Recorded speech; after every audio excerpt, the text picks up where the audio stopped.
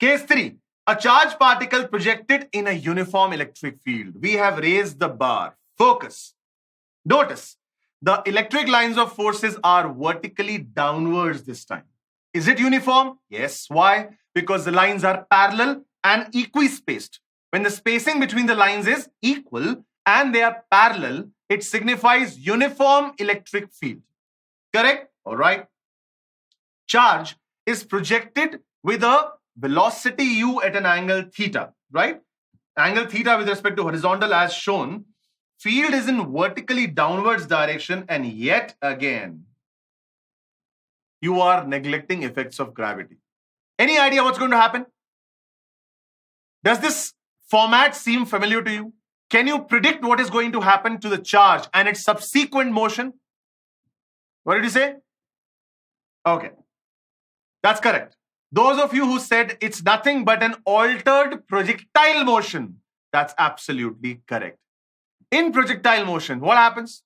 A particle is projected from ground or any other place at an angle theta. It follows this trajectory. Why? Because gravity is acting vertically down. Somebody switched off the gravity and a new gravity is used. What is that? The force QE. Watch. Isn't the force QE acting vertically down? If QE is acting vertically down, QE by M.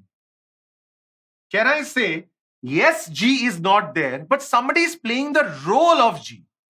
I am not going to use the same symbol G. I'm not going to offend the great constant of constant acceleration due to gravity.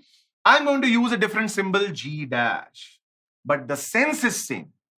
Mathematically, G dash is playing the same role as G used to in a standard projectile motion ground to ground. That's why, look at the three famous expressions. T stands for time of flight. 2u sine theta by G. Notice 2u sine theta by G dash. H max. U square sine square theta by 2G. Right? Notice the G dash with the denominator. Well, how do you obtain this result? You actually resolve the components and you make the velocity in the y direction to be 0, right? Range, u square sine 2 theta upon G dash. Can you see a G dash again? All right. A curious mind will think, sir, what happens if gravity was not neglected? Then what?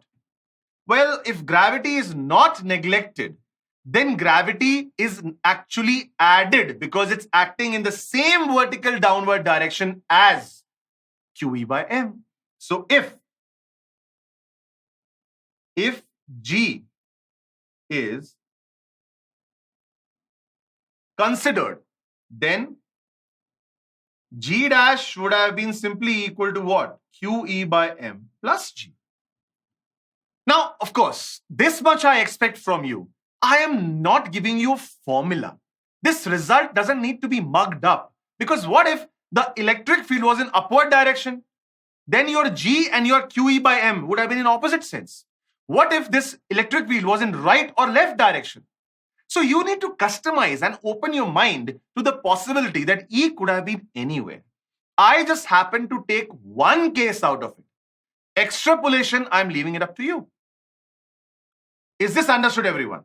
Right? These are not the end of the cases, but these are the representation of the cases which I can take. How does a point charge behave in uniform external electric field? One thing is guaranteed. If the external electric field is uniform, it renders a uniform electric force.